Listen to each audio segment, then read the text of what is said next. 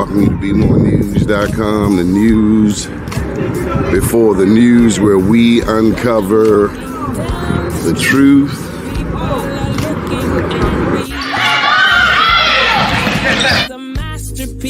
An accent. We need God. Because only God can bring us out of this mess.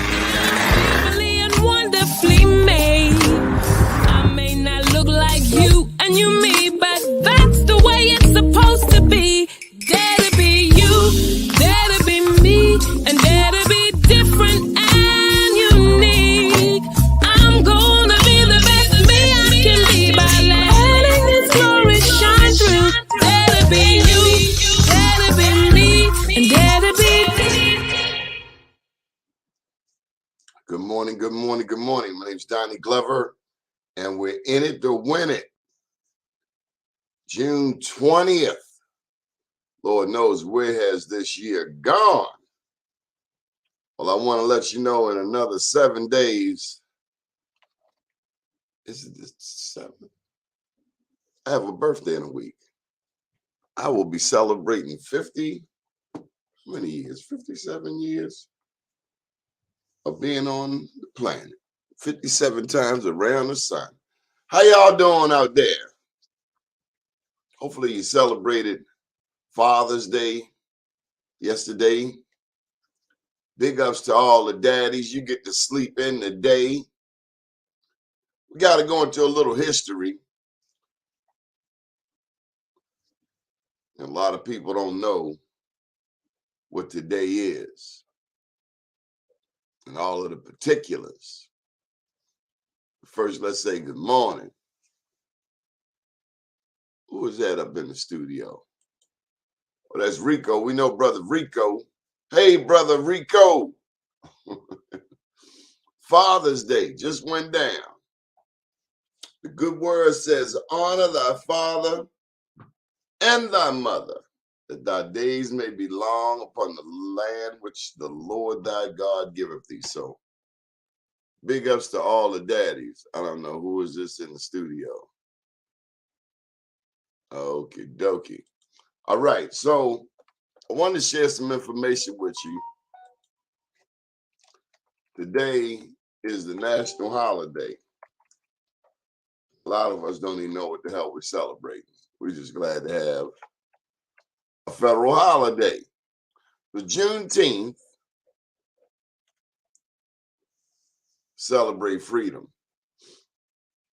It's a lot of confusion out here. What is Juneteenth? Juneteenth is a federal holiday in the United States commemorating the emancipation of African Americans. But see, that's what they give you that on the surface.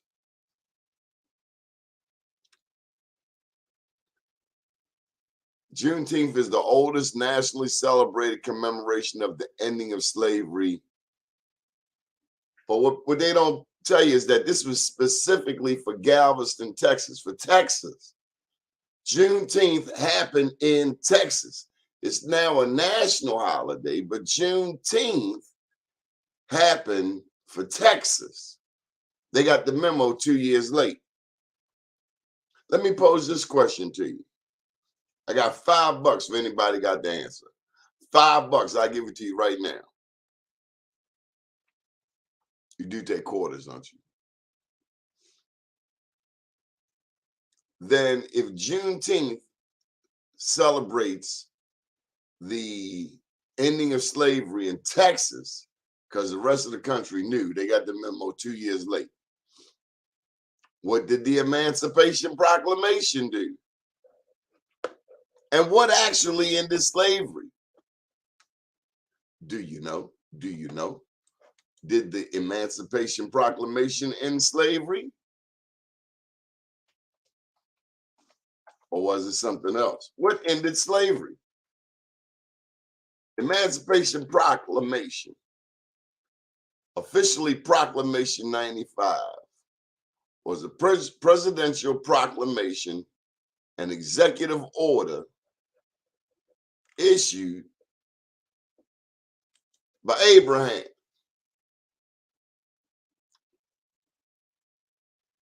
President Abe Lincoln issued the proclamation on January 1st, 1863. But it did not end slavery. It gave a date, or it gave a starting point of this process. January 1st, 1863. That's when the Emancipation Proclamation was going on. But remember, the Civil War was, what, 2 years later? As the nation approached its third year of the bloody Civil War. The proclamation declared that all persons held as slaves within the rebellious states are henceforward shall be free. So here in Maryland, the Emancipation Proclamation did not free slaves, because it says as the nation approached, that the proclamation declared that all persons held as slaves within the rebellious states.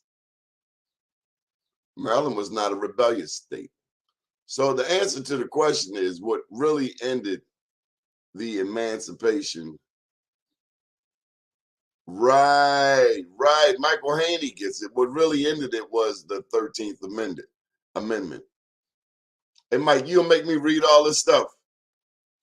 It would be much easier if you just came in the studio. Oh, it's me. Okay. All right. Juneteenth is a hoax. There goes Michael Haney. So when the 25th was this United States Cavalry arrived in Texas, mounted on horses and in uniform with rifles, they were ordered by General Granger.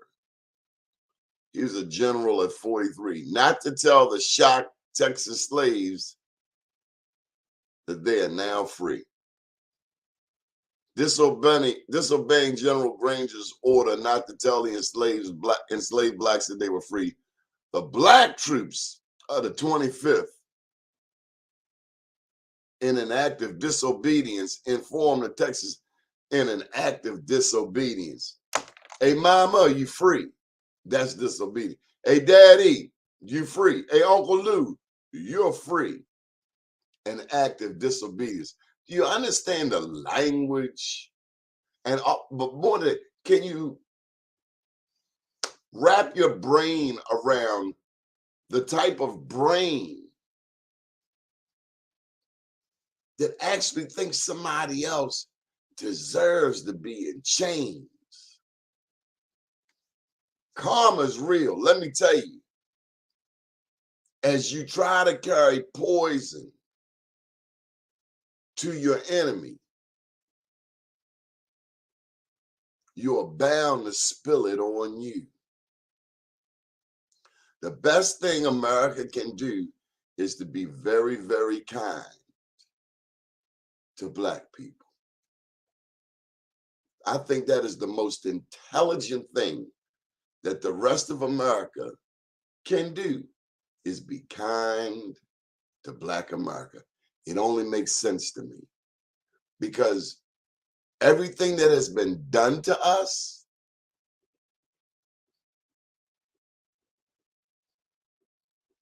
every action has a reaction. Everything that's been done to us shall be done to others. The good book say it. That's why they say, vengeance is mine, saith the Lord. And I ain't no holy roller. I sin every day, don't get it twisted. But I read the word. I try to digest it. Do unto others as you would have others do unto you. We say that we are a Christian nation, don't we? I always grew up hearing that. I pledge allegiance to the flag, one nation under God. They got it in the Constitution. All men are created equal. All kinds of, we say we celebrate Christmas. I guess we celebrate Christmas. Christmas is supposed to be about the birth of Christ. But in America, if you don't bring no toys, you can take Jesus and everybody else. Come on, Mr. Haney, explain this dissertation that you have up on the screen. Good morning. Happy Father's Day, brother. Good morning, Donnie. How you doing, man? It's always good to see you. And You got a lot of headroom above do I have a lot of headroom? you. Well, Yeah, listen. adjust your camera. Yeah. Let me fix that, man, because I just jumped up so that I could join you, but that's okay as long as you can hear and see a bit of me. That's all that matters. So happy Father's Day to you. I called you to try to wish you happy Father's Day because I know that you're one of those fathers that really care. You raise your kids in accordance to our Father, right? The real Father. And that's what it's all about. So as part of But my also according to my father, Donald Edward Glover. Hey God man, rest. we had a awesome show yesterday with six fathers yesterday, and we talked about their dads and the influence of their dads on the process. We went down to the corners of Baltimore and talked to the squeegee kids about their fathers, and it was compelling what they said about their dads if they were in their life, right? So Would all you this is would you documented. say they said the dads were not in their lives? Well, one had his daddy was not both that we interviewed out of all the ones that were there on the corner of North and the entrance to 83. Most of them didn't have a daddy in their life, but they figured it out. But let me go to this point, right? That these kids, we talked to them You about saw June. black kids at North in 83. Yep, North in 83. We talked to them on behalf of Black USA. Because the addicts had taken over that corner and chased the Nation of Islam off that corner. Man, it was a comfortable conversation with these intelligence kids, man. It was motivational and emotional to be out there with them because they want to talk to us, man. And what better day to go out there and do it than Juneteenth, which is a hoax. And the kids Did said you take them any Juneteenth. food? I took them cash and I took them inspiration and hope. I gave Oh, them that my was business. beautiful. I gave them my business cards. They've been in touch with me for jobs. Some of them are already working. It's a social thing for them to be in community with each other and a support thing as much as it is out them washing windshields. We're going to get back to this Juneteenth thing, but let me tell you first about the squeegee kids because I proposed to the city a number of years ago to take squeegee kids and make them ambassadors for the city. Let them do it for free, pay them hourly, give them soft and social skills, give them signs, welcoming people, teach them about wayfinding so that they can be a About direction what? force, wayfinding, how to get from here to there, how to get them from here to there, so that people would get their windows washed for free. If they wanted to know where the shot tower was, or Bromo Saucer Tower was, or Fort Discovery That was, would be brilliant. teach them, teach That would them. be brilliant. And this would So, be a lift for them to a future job by starting here on the corners and helping people and indoctrinating and being a good ambassador for so, Baltimore. so you know what? I'm hearing you say, just like in baseball, by the young people standing on the corner with the squeegees, that's an opportunity. That's an opportunity. These are people saying, hey, I want to work. And I would imagine that when things get a little different on that corner, is where a pedestrian and the ambassador, the future ambassador, have a miscommunication. Well, Donnie, if we put body cameras on the ones that said they were accosted and saw what their attitudes were, maybe we get both sides of the story, like we did the cop who thought his was off and he was absolutely in the wrong. You know what I'm saying? Because these kids are out there, as one of them said, he says, "Man, I have a regular job. I just need cash to pay for diapers, etc. Plus, I like to be around my people." And to our point, well, hey, let's flip this. Let's have businesses like Leg Mason and Visit Baltimore, give signs, Joe's Crab House. Let these kids hold up signs promoting businesses, washing windows for free. That's a free service the city is offering. Roll your windows down if you need some direction. These kids have been trained. They've got a captain out there monitoring behavior that comes from amongst them, right? To And, ensure that and it's not everyone's going to safe. have any foolishness on his or her corner because they get a bonus for every month of zero No issue. incidents, No issue. not just Absolutely. on their corner, but say a 2 square block Yeah, radius. you set up like a corporation, like a visitor center, You put these kids in nice uniforms, right? And then you have them as representative of the city. So how does that flip a script? All of a sudden, you're coming into town and kids are out washing your windows for free, and you're able to give you direction and tell you where to go. They're Okay, but advertising business. I can hear Jim Shea jumping in. But what about the legality of this, Mike? Is But this what about the legal? legality? They're concerned about of what now? What happens is that the economic justice system of attorneys, bail bondsmen, paid for prison, Well, they pipeline got rid of the bail becomes bondsman. disrupted. They got rid of the bail bondsman. To your Ain't no knowledge. bail. Yeah. Well, they still paying cash somewhere. You know what I'm saying? To attorneys. So all of a sudden it disrupts the system to what the system is paying from a negative perspective now. Because if they want to do something to make these kids, and this would just be a lift to where we want to take them ultimately, which is to a job that gives them a future. It teaches them soft and social skills. It teaches them interacting with people. It teaches them how to be calm in a situation that, it could do a multitude of things, but we could Mike, flip this real quick. Mike, last night I got a phone call. A friend of mine, they were telling me their story. I was telling them about the new demographic of addicts in our majority African American community. There's a new addict in the community. They walk in the streets all hours of the night. And this person I was talking to said that, isn't it funny how the last shall be first and the first shall be last? There was a time, Mike, if you were downtown and you went to cross a downtown street and there was a driver, a Caucasian driver, and they saw you walking near their car, they would lock their car doors. So this African American was telling me how now, when they're driving down North Avenue,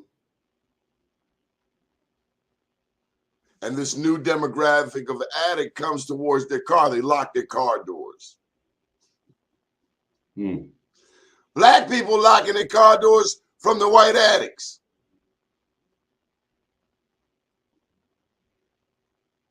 You and I know an addict is an addict, right? Regardless of the color, But his reasoning is, listen, these people had a 400-year head start.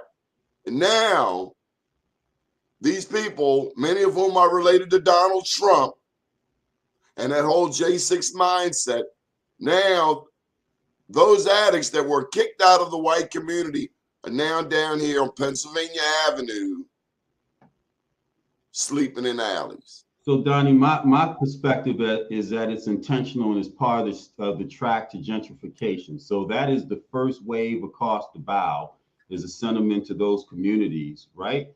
To get them prepared so you can begin to understand and see who it is. Because once the red line comes into effect, tied into the MARC train station up there on Franklin, you're going to see an influx of whites that aren't addicts coming up on Pennsylvania Avenue. I was riding up and down Pennsylvania Avenue 3 times this week, went to see Jim at Avenue Bakery and looked at his plan for some development on what he wanted to do and some other things. When is the bakery open? I live right around the corner. The bakery is open every day. It wasn't open yesterday for Father's Day. And hear me out, right? Because I told Jim it's this. Not open every day. So hear me out. For like 5 minutes. I live right around the corner. I want to know when the bakery is open. I'm insulted. I'm no longer going to accept this. Well, I live in this community, and I ain't never seen that damn bakery open. Maybe one time. When are they open? I got sweet potato pies and I ain't got time to be going around there and they close. Hey, when the hell are they open? 9 to 5? Hamlin. Hey, hold on a second, Donnie. I'm not holding on. We just had a Pennsylvania Avenue parade for 3 hours. We didn't Okay. see any of these people. Okay. So I So think yeah, Jim don't bring Henry, that name over here. We're not having it. but you rather This is take you rather Freedom take Day. you rather take white addicts and give them 15 minutes of conversation versus somebody that may not be doing it quite well yet, to your point, but is Some are down there. police. Some Okay. of them are police. I got one peg right away because he act like a caveman, right? He act all crazy, walking around no shirt. And I'm surprised ain't nobody bust his damn head. But he walk around real crazy. He the police. And the black addicts just walk up to him like this guy's Jesus or something. He's like the leader of the homeless brigade. Yeah, I was up on Pennsylvania Avenue. Matter of fact, I was right around the corner from your offices at my And you good didn't friend bring the coffee. and my good friend Willie, because I didn't know I was going up there. And you see a changing shift. If you look at it, particularly from the outside in, because I get up there a couple times a week, you're up there every day. You're starting to see some things happening that let you know inside the next 10 years, we're going to see some gentrification efforts. But back to these Yeah, squeaky I kids. see white addicts touting again. White Yeah. addicts saying, blues out, coke, dope, and rock, coke, Yeah. dope, and rock. Yeah, I hear you. And as soon as the red line is in construction, their parents are gonna buy your damn house. But it's all good. So let's get My back house to is paid for. well, they're gonna buy it. I said they're gonna buy it. They may offer you $500,000 for it and then tell you to go out to Randallstown and they'll be good because I'm they not get their selling this own house. transportation. This house Okay? is That's what we legacy. all say. That's what we all say. This That's house how is they do. legacy, okay? And then they'll put it at a price, just like they did around Hopkins. They'll put it at a price where we can't come back into the community because that's how they redline us is with the price of housing. They'll buy Donnie out, who bought his house for $30,000 or a dollar sale. They'll buy for $300,000, and they'll make the medium income around there. So if the housing market is about $500,000 with those big, fine 3-decker houses in Sandtown and Harlem Park and I ain't selling my damn house. I don't need your money. yeah. Everybody has their price, including you. Trust me. You and I know that. So you can say it all day long. But if somebody said, "Don, I'm gonna give you $500,000 and I'll put you at a nice little house with a quarter-acre lawn in Randallstown," your ass would be gone. And so it's all good though. It does sound nice. It's all it does sound nice. Everybody has a price. If they bring that offer, how much you say? 500,000 plus. $500,000, Donnie. And the thing of it is, your house may only be worth $250 at the time, but they know it does two things. It gets you out, and it allows them to put it at a price where they know who's going to be their neighbors and around them. That's how gentrification works. And the first thing they do is send their dope addict sons and daughters, not in their neighborhoods to buy, in the suburbs where they are now. They say, go buy your dope down the street from Donnie. Don't stay in here. That's what I'm trying to tell you, Mike. That's stinking thinking. If you think I think it's strategic. I think it's smart. Because look who's upset. Mike, there's something you're overlooking. What am I overlooking? It's a spiritual law. What spiritual law? What spirit have to do with this? There's no. It's all spirit, baby. Check this out. You ever notice the tornadoes that go from Africa to the Western Hemisphere? There is a group of Black people who would suggest that those tornadoes, those hurricanes that come off the coast of Africa are no more than the ancestral spirits coming straight for the Midwest. Or you ever look at those fires out in California? Just on fire, burning up whole communities. There are those who would suggest that those ancestors who had to jump ship crossing the Atlantic, that's a whirling of the spirit. But I tell you, Mike, when you carry poison to someone, you're bound to spill it on yourself.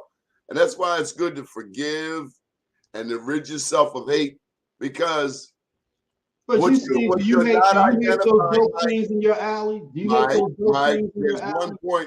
There's one point that you're not connecting with. Okay. Sure, people are coming to buy. People want to buy. They got the money, they buy. But is that really working? Let me get to my point.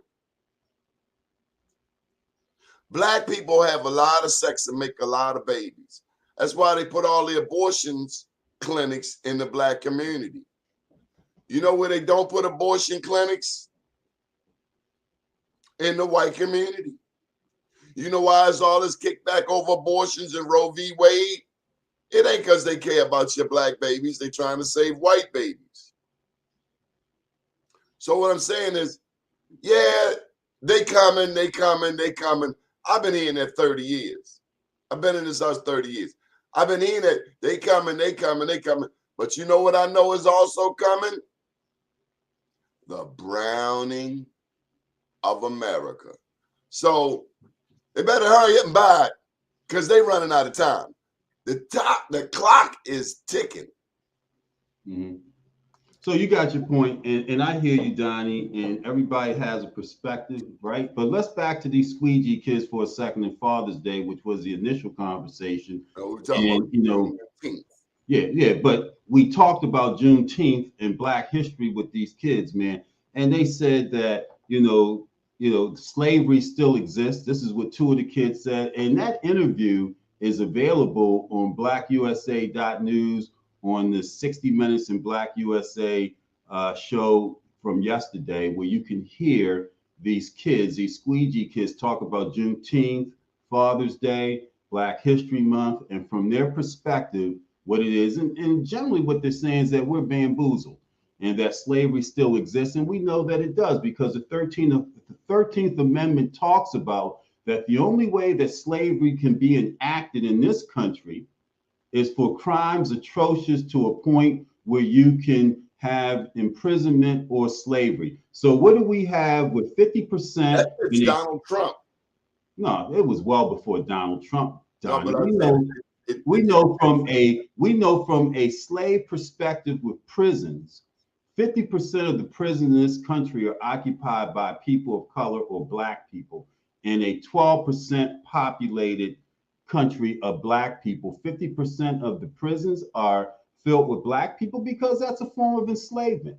With the jobs for 2 cents an hour, that they charge with the cost of prisons for a person a year of $50,000, and then they privatized it, a form of enslavement. And this is what these young people see. And this is why they think when you talk about Juneteenth Day, they're like, hey, man, what's up? Let's see what Chap said. What did Chap say? Man, y'all be putting these long explanations up here. And you know what? He's right, because that's why General Granger did not want to tell. He wanted to wait until the crop season was over before he told. Tell him pick his own damn crops. He wanted them to finish picking the cotton. He wanted them to finish picking the cotton and the crops before they were told this slavery. Pick your own damn cotton, lazy self. Well, Donnie, that's not a reality, And so, to your point earlier, Donnie, about I told you, well, go round, come round. The same thing that you do to people will come back around. Let me tell you a story. I know this famous drug dealer when I was a kid. This drug dealer was glorified. Big time drug dealer. Got one son strung out, one son dead. All because of drugs. When you go carrying poison, you may not see it. That's why grandma said by and by. You'll understand it by and by. When you go around doing cruddy stuff to people, it's bound to come back around to you. I don't care who you are. No one is immune.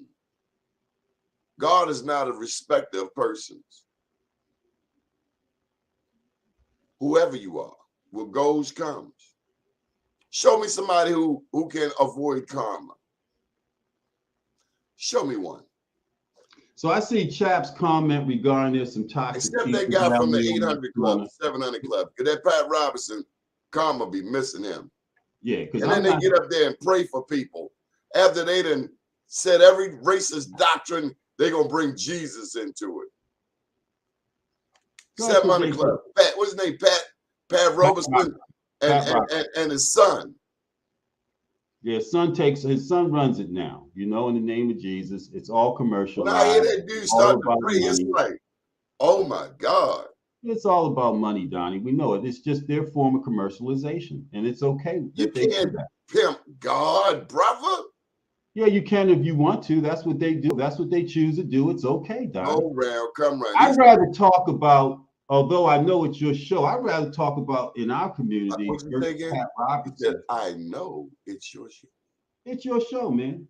Right now, for now, it's your show because people really want to hear me Ladies and and you gentlemen, talk. that's a dry threat. Is that what that is? I don't think so. So Chat made a comment about some toxic guys on that corner. There's some toxic guys down at the Leg Mason building, and there's some real toxic people at City Hall. So I know that toxic people are wherever.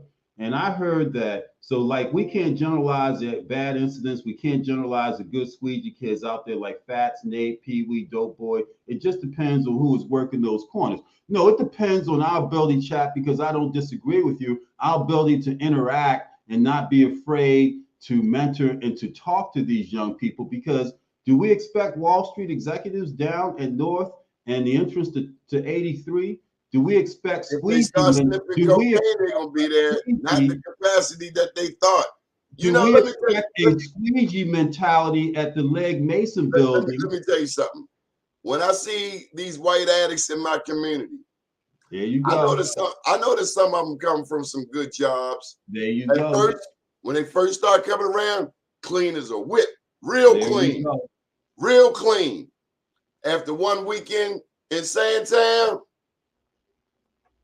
But for real, Donnie, I don't give a then damn they go about off the and get white treatment, addicts. then I they come don't back. care about the white addicts in your backyard, man, because that's I where they do. belong. I That's do. where they belong. Then move or I move care them about out.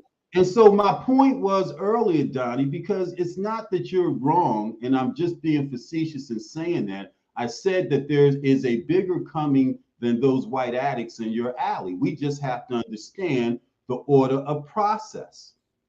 And we have to look 15, 20 years down the road. You said you've been there 30 years. They've been saying they're coming, they're coming. But one thing that has been sure, you go down to Macedonia, you go down to Lafayette Square, St. James, the black peoples have left. There's one thing about it that they have left, right? Including the preachers, who were once the cornerstone of communities. They have abandoned and they're coming from outside in trying to preach and give the word of the Lord. And that isn't what works. And that's what's missing when we deal with our kids. So talking about Father's Day, See, Juneteenth. that's what you get them preachers who are into that material thing. I was listening Well, to they're no one different than story of Pat a preacher. Roberts. Let You me let me talked finish. about Pat This Roberts. one story of a preacher that moved to Baltimore, and he quickly realized the competition, the competitive nature of the pastors. He figured he'd be having uh, enlightening conversations with other pastors, but come to find out that the pastors fight more amongst each other like It's a business. like community organizations. It's a business. Everybody's fighting for the same pot of money. It's a And then business.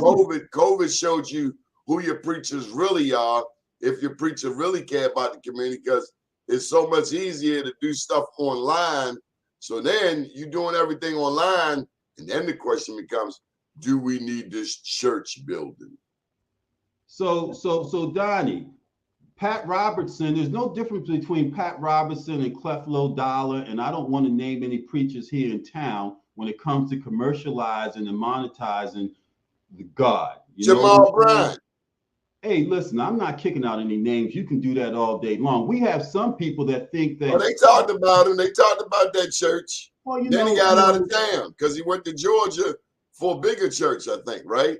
so Christianity to some people is It's pimping. bamboozling. And then he got up in that Christianity is pulpit and he bamboozling. said, this is what I'll never forget Jamal said. These hoes ain't loyal. Wow. And so when you go to He said that Juneteenth in Day, the pulpit.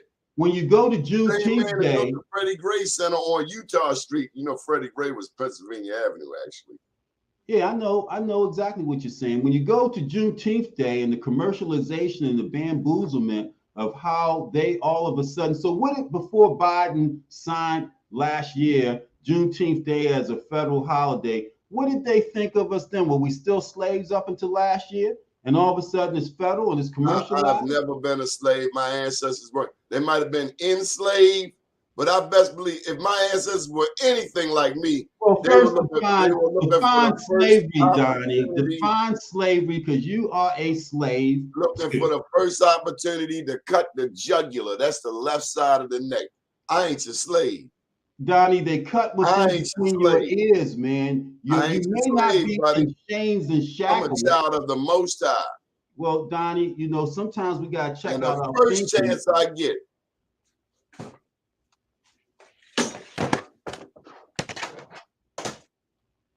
I'm gonna pull that spear out from Africa. Mm. Woo! So you're a spear chucker. Is that what you are? You call it what you want. No, I'm just asking you. You pulled the spear, now you're a spear chucker? I pull the spear out, you damn Skippy. That's Yeah. from Shaka Zulu.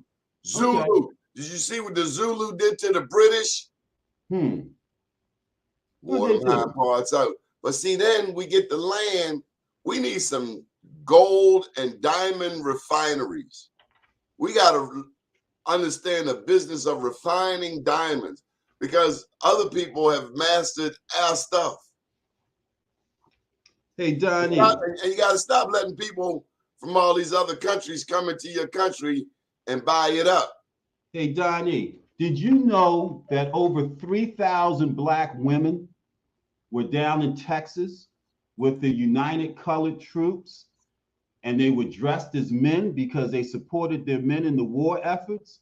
You know what I'm saying? Did we know that our women dressed up as men and were part of the first of whom was union? Cafe Williams. You know what I'm saying? Cafe Williams. Yeah, but my point is, Donnie, when we look at Juneteenth Day and the struggle that people went through to tell General Granger, who we are basing our federal holiday off of his proclamation, and this information comes from Black historians that dug deep to find out the real deal. All of a sudden, we commercialize and we buy into when they tell us that now all of a sudden you got a federal holiday. Woo! Let's go. Are you kidding me? Are you kidding me? I want my damn money. When we don't really look and take this serious, man. Matter of fact, you ain't got to give me the money. You got to point to who got my money, and I'll get it. Your money? You ain't got no money. It's not your money. I do. And Pharaoh disagrees with you, too. Don't make me bring the German Shepherd to do it. I think Pharaoh would probably be a great conversation at this point. Put him on the mic.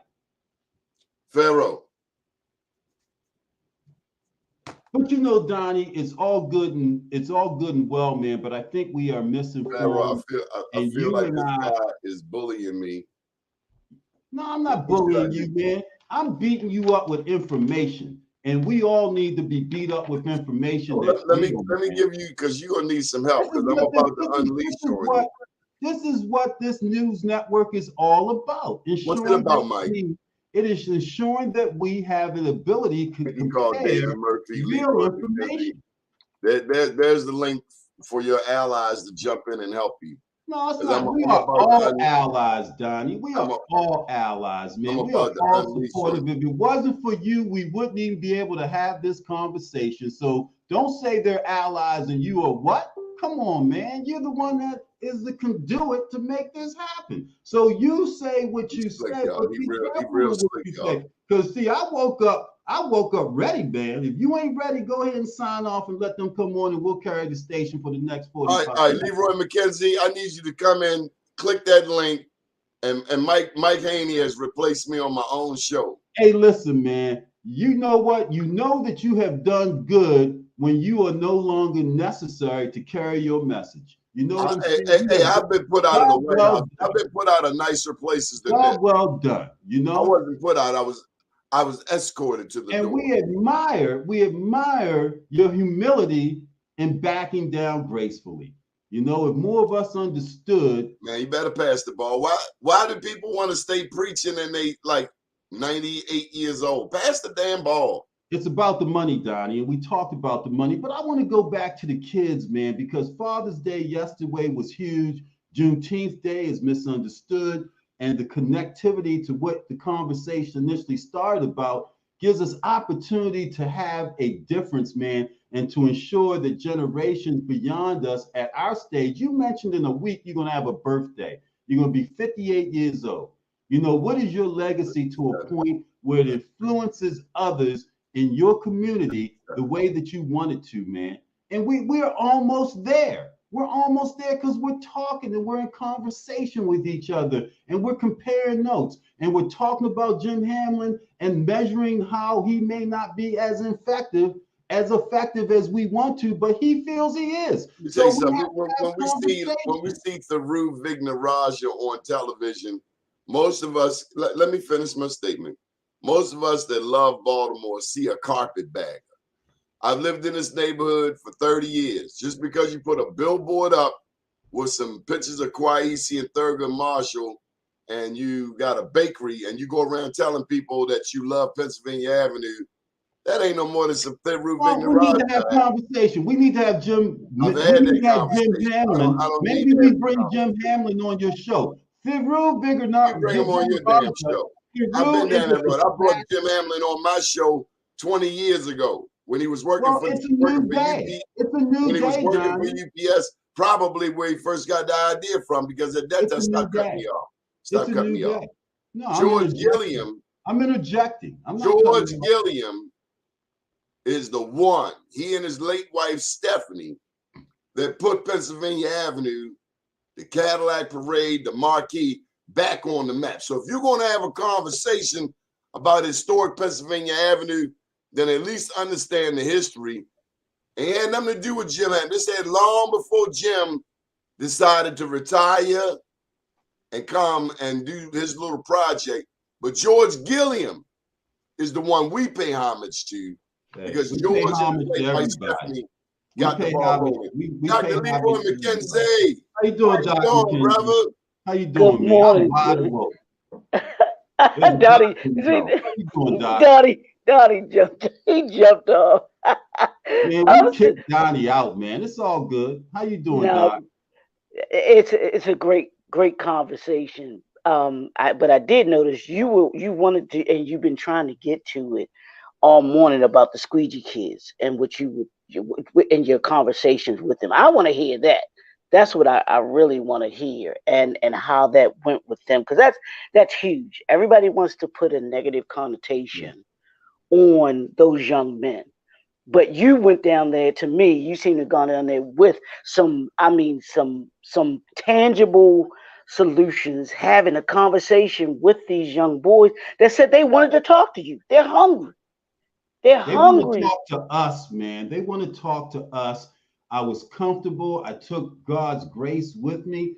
I was not in fear. You know, I was not apprehensive.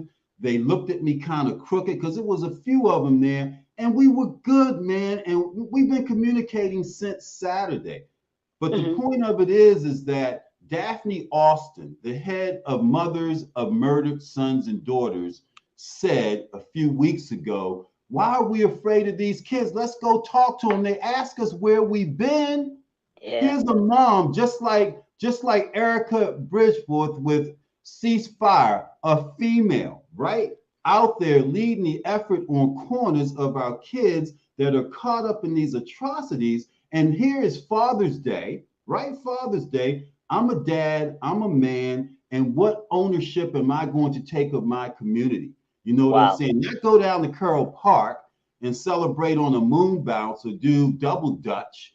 You know what I'm saying? But go down and engage eye to eye and listen to these intelligent children who need and who are begging for our mentorship and bringing some good, reasonable ideas, man, and asking them their thoughts and opinion, not telling them, but what do you think?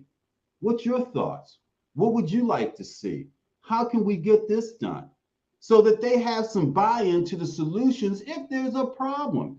Not tell them that, hey, I want you to meet me up at Cahill Rec at 6 o'clock and talk about the squeegee kid. Well, why can't we go down to North? Why can't we go down to Drew Hill Ave where they are and conduct our conversations in their environment and have conversations with them. And it talks about meeting people where they are. So there's a comfort level with them, not our comfort level, man. We're almost on the cusp as a people, as Black people, of changing the dynamics of conversations. And Donnie doesn't realize the greatness of what he has done and started, because we wouldn't be talking like this if it wasn't for his platform. Absolutely. They wouldn't have had the opportunity to be on 60 Minutes in Black America on the BlackUSA.News network if it wasn't for him. But the conversations are now very real. I'm at a stage, as you and I have talked about on your show, of seeing more sunset than sunrise. Mm-hmm. And so what is it that God has for me to do in this duration than to meet people where they are and do what I can in a humble fashion to assist and help? And what does that look like? No, absolutely, and that's the thing that I love about what you did, and many of us, when it comes to making a difference, and doing those things that we feel are a risk and everything like that, aren't willing to take a risk. Um, and when you meet people where they are, of course, initially there is going to be some apprehension on their part because they Oh, don't because they've been in an environment where they don't know who to trust. They don't know they've been disappointed. I'll use that word so many times, so they have that guard up of anybody that says that I want to help. So they're like, well, what do you mean you want to help? I mean, it's just like in the movie Anton Fisher, when he was looking to get the help and he finally lets his guard down, and then Denzel, the psychiatrist, basically puts him up, and he's like, okay, you've had your 3 sessions, move on. I can move on. He's like, but what am I supposed to do? What am I supposed to do now that I've let you in, and you aren't doing anything else to help me? So I know that those young boys, and there's, of course, there's, like you were saying, there's corruption everywhere. You can find toxic people everywhere. You can find toxic people in your own family. So it don't matter. Toxic is gonna be toxic. and That's just you're what. right. Doc, you're absolutely right. And so my question to them wasn't about where I could help.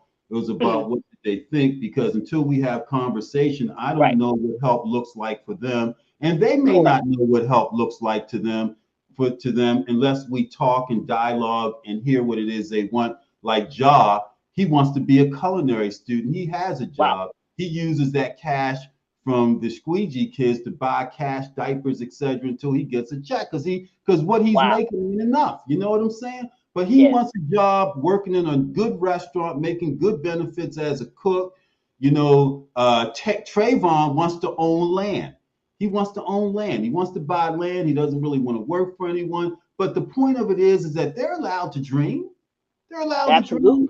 And until I heard that, how was I to know, other than in the backdrop of City Hall and the police department? If you go down on President Street, you have a multitude of these kids in the backdrop of the police department. How that is the most profound scene. In the backdrop of our police department, these kids are going unchecked and unchartered in their life, and we talk about them on the nightly news with the police every night. Now, how can we not figure it out? And where's the dialogue between the police and them to a point, if that's an issue, where we can get to some resolution? It's going to take people like you, me, Chat, David Murphy, Donnie, to carry the Yeah. message for them, man. We have to be their spokespeople, man, for what right looks like and what help looks like after that dialogue, man. Yeah. And my thing is always, what they have a problem, and we're trying to assist them to be able to solve it. And you can't solve a problem if you don't know it exists. The only person that's been Wow. able to do that, the only person that's been able to do that is Steve Jobs. He gave us a problem that we didn't know existed. Wow. Wow. That's interesting. What you said is that they have a problem, and guess what? I'm gonna flip it. We have the problem. Mm. You know what I'm saying? We have the problem. They seem to be okay from their perspective, but we have a problem with them because But of they're not. they're not They're not okay. interacting. They're not okay. They are not okay. I didn't say that. I said that they feel they are. They know they're not. Okay? They know I that have they're evidence. Donnie, I don't disagree with you. What I'm saying is that until we have dialogue so that we can hear each other, right? That they do have an issue, we do have an issue. I'm glad and you said that. What's the resolution? Because we're in dialogue. Not Brandon Scott, not Michael Harrison, not Shalonda Stokes, Donnie, Chap, Dr. McKenzie, David Murphy. This is the realness of Father's Day. Fathers that understand Mm. sons and brothers that can look them in the eye and get to an honest emotional conversation. Because if there's no tears, there's no change. Wow. Wow. There's no change. There's no help Donnie. there. There's no help there. But you know, I hear Donnie, and I'm real with it. You know what I'm saying? I mean it. Because at some point we stand for something or we fall for anything. And right now we're falling for Juneteenth, and our Yeah. kids are out there dying. But we got a national holiday. I tell you something else we're falling for. We're falling for this notion that we don't need education. What is education? Well, Dr. McKenzie, you live in Baltimore County. Mhm. There was an all-important meeting last Tuesday I was there. out in Towson. What happened last Tuesday, Mike? So they had two closed door meetings before the public meeting that went until 11:30 at night, and I heard 5 people speak to Dr. Williams good. You know what I'm saying? And it's all the city council that's putting pressure on that school district, school board. County council. That's county council. It's that county council because, we only have one black, I think he's black, that is on that county council. Jones is black. He's a Dunbar Okay, poet. thanks for confirming that, because if you say so, I now believe it, right? And he did come out in defense of Dr. Williams, right? That are putting pressure on this gentleman. And, it's an atrocity, the racism that we continue to see. But I was at that school board meeting for 2 hours. Who else spoke up for Dr. Williams? You had the AFSCME, president for Baltimore County. That's the Association of Federal, State, and County Municipal. Exactly. It's the Glenn Middleton organization out there. You had the teachers union, the Black Teachers Union, that spoke up for him. You have the past president of the student union that spoke up for him, that came down from New Jersey to speak up for him. Who made the dramatic presentation? You talking about the black woman? Because I thought they all were dramatic. Come on, man. Her presentation was unlike any other. Yeah, I thought they all were dramatic, and it was good. It was almost emotional to see them speak up for her. You don't know her name. No, I don't. Dr. Cheryl Pasteur. Yes. Yeah, who is soon to be the delegate for the new district in Baltimore County. Absolutely. You're absolutely right. Cheryl Pasteur. She should be in charge of the school board. She was on the county school board and left because she was sick and tired of being sick and tired. See, on the council, let me just add this other tidbit. This ruckus that was being caused against the county school superintendent, Dr. McKenzie, Dr. Darrell Williams, was orchestrated by lame duck members who are on their way out. So when this new governor comes in, my understanding is he gets to appoint 4 new county school board members. And also, it should be noted that while right now there's only one black on the county school board, it goes back to a point I was making earlier with Mike. There's the Browning of Baltimore County. Minorities make up 60% of Baltimore County. Donnie, is that a good statistic? You sure about that? Minorities, black, Latino, Asian, Indians. Okay. I'm sorry, of the students. Okay, right. Of the school district, not the county. Of the students. 60% of the students. And again, I told you who reproducing, and black and brown babies, they reproducing.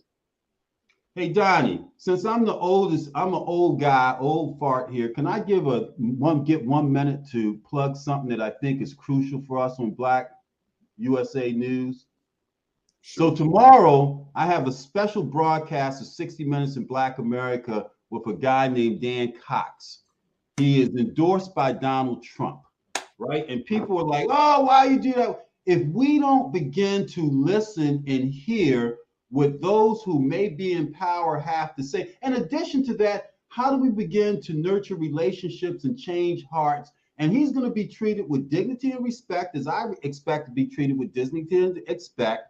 Elaborate on his platform, and he is a described QAnon's conspiracist, whatever. But we're bringing him on so we can have dialogue and we can talk about how he would govern a state as diverse as Maryland if he was elected. And he's coming up the polls hard because Trump has endorsed him. But it doesn't mean that we turn our backs and we not listen and have these conversations, Donnie. Who's he running against? He's running against Kelly Schultz. And what's the likelihood that he'll beat her?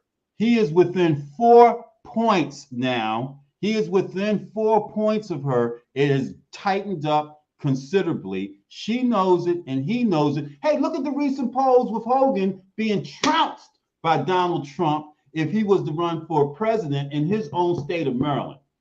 Okay? His own state of Maryland, Governor Hogan, who has been the most popular governor in the history of the state, according to the polls, if Donald Trump was to run again and Hogan was to run for president, 70-28 is the percentages that Donald Trump would beat Hogan by. So you tell me this guy, Dan Cox, who's not a dummy. He's not a dummy. He has some interesting policies because I research heavily on everyone. He has a chance. Oh, yeah. What's interesting about his policies? In terms of what, first of all, he has 10 kids.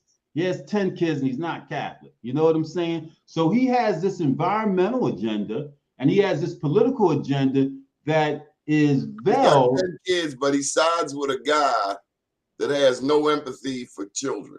Well, you know what? Listen to 60 Minutes in Black America at 1 o'clock tomorrow and you'll hear what it is that he has to say. That's all I can tell you. Dr. McKenzie, it's always a pleasure seeing you, brother. I have so much. She's gonna kick his hind parts. She's gonna kick him up and down Liberty Road. Brother Mike, I wanna connect with you this week too, because I got some things I want to talk to you about too. So, but this has been a great conversation, Donnie. Donnie, this is what I love about you and what you do. You bring conversations and you bring topics and those things that people aren't going to readily hear about. You really inform us on what's really going on. And I like I love your moniker, the news before the news. This is the news before the news. So I appreciate you being able to have this. And like Mike was saying, you bring these things up, and without it, there's so much that we would not know about. So I echo what Mike was saying. I appreciate you for what you do, man. This is what it's about. So Leroy, before Mike goes, who do you like for Attorney General? Ooh, oh my God, he has to think about it. Well, I mean, I like. See, by the time I'll be honest with you, Anthony Brown has already become Attorney General. Don't tell me that. O'Malley's getting smashed. They say the O'Malley name is Mud from. Yeah, well, we know that. I like Tim. I like Tim Adams. Comptroller race. Oh, I'm sorry. I'm sorry. Yeah, it sure was. I'm sorry. I'm sorry. Yeah, because I did see. I I had to laugh when I saw that Anthony Brown was running He for he bought an safety ad pit. on Be More News. Hey, Donnie, you got to get Tim Adams back in here. We got to hold him hostage, man. We need a forum with Tim Adams. We got to give him, we got to lay hands on him, man, because he Yeah, has an opportunity, because he has the ability from cash to really get things going. But he needs to Our lay people on are the hand. confused. A lot of us are buying the rhetoric from Brooke Learman, That's why I said, who came on this show early in the race, and yes. he had zero rap for black businesses. And now mm, everybody's saying, "Oh, we got to get Brooke on your show," and I'm like, "Well, No. when she was here the last time, she pretty much told me to go to hell." You well, tell Tim Adams, you need to bring Tim Adams on with a couple of us, and we need to lay some hands on him and enlighten him and wake this brother up yeah, because he's a good brother, okay? But he needs a boost, huge, in order to make up a little bit of a gap to make it a race. But To he's Brooke getting Learman's close. credit, Brooke Learman has scientifically tried to do the O'Malley on the black community, hoodwink us, what's the word? Convene our black elected officials like, come on, vote for me, guys, vote for me, That's guys. her I'll be daddy. good. That's her But powerful daddy. Her powerful yeah, daddy but she is pretty much behind told black doing this. business to go jack off. yeah, Pretty much because her daddy controls the slave mentality black guys who are going to ensure that they do I'm these sorry, rulings. did you just say Peter Franchot had slaves? What'd you say? I said her daddy. I did not say that. I would I never thought say I it heard him about say Peter. Peter Franchot had slaves down No, in Route 97. Peter's a good friend who I respect highly, man. Does Highly. he own slaves? Peter Francho? Yeah. No. Okay, I was just checking. No. Until someone proves me differently. You said No. Django what? That's my head of my president. That's my president in Nairobi, Africa, Paul Jingo Masai. Is that who you're talking about? You said Peter Franchot is the slave's messiah. No, I didn't say that, Donnie. We have a bad connection. You said you love O'Malley? What'd you say? We have a terrible connection here, but it's okay.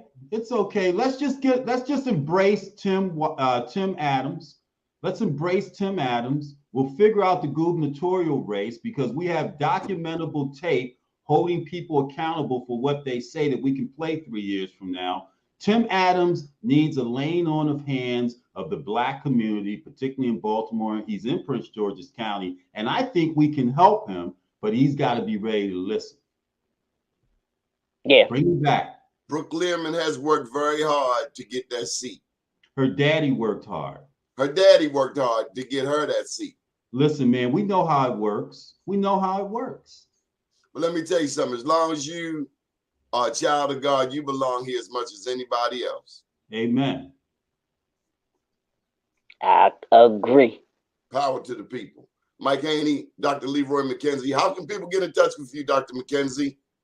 They can connect with me at http://link tree, and that's linktr.ee/JNF Enterprises. That'll give you a list of everything where you can go. So all social media links and YouTube and all of that good stuff.